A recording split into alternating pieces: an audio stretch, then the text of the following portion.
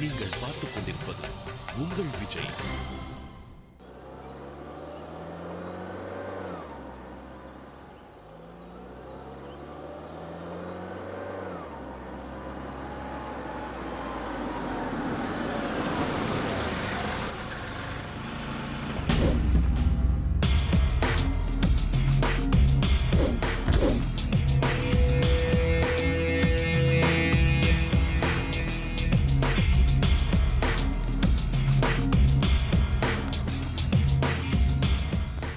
College விடுற டயத்தில் பாப்பாவை எங்கண்ணே தேடுறது?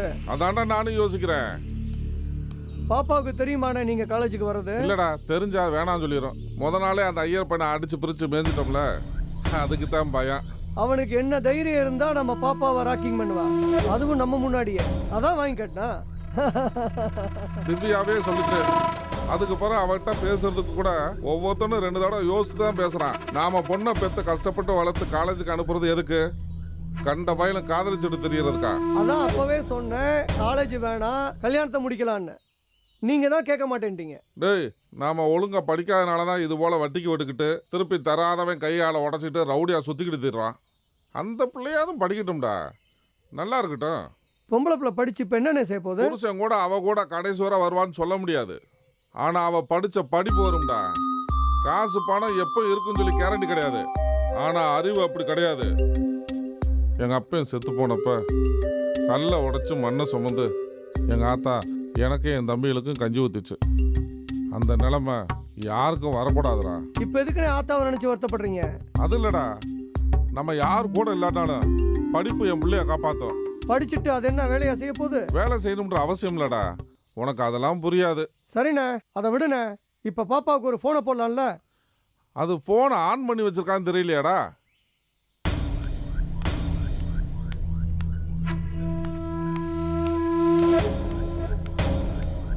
ஏமா அங்கிள், எப்படி இருக்கீங்க? நான் நல்லா இருக்கேம்மா. நீ எப்படிமா இருக்க? நல்லா இருக்கேன் அங்கிள். திவ்யாவா பார்த்தியாம்மா? லேப்ல இருக்கா அங்கிள். இந்த பக்கம் வந்தேன், காலேஜ் விடுற நேரம் தானே, நானே வீட்டுக்கு கூட்டு போகலான்னு சொல்லி வந்தேன். நான் போய் அவளை வர சொல்றேன் அங்கிள். ஆமாம்மா, அவசரம் இல்லை, நான் வெயிட் பண்ணுறேன், வர சொல்லு. சரி அங்கிள், வரேன்.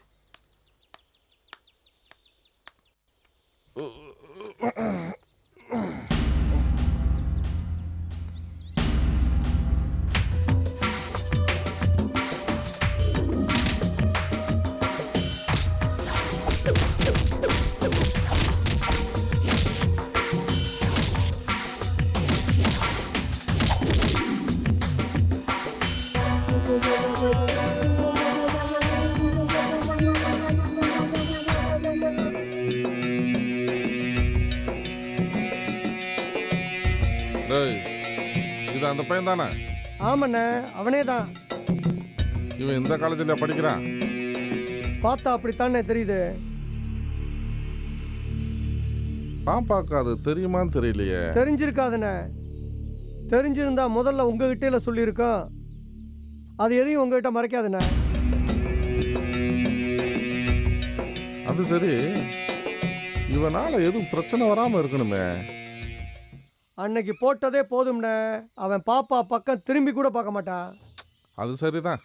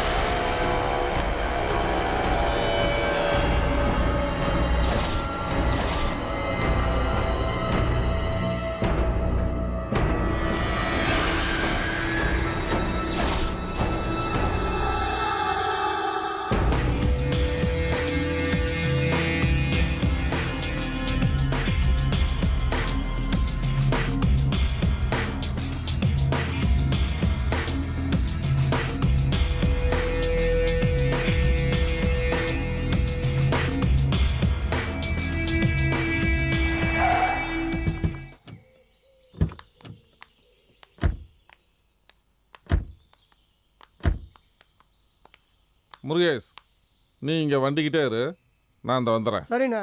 வாமா.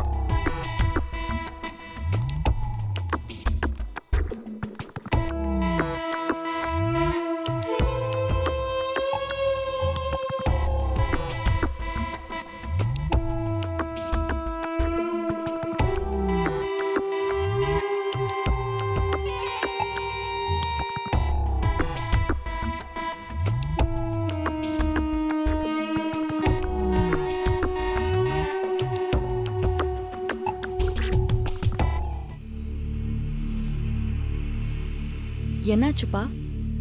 உன்கிட்ட கொஞ்சம் பேசணும்.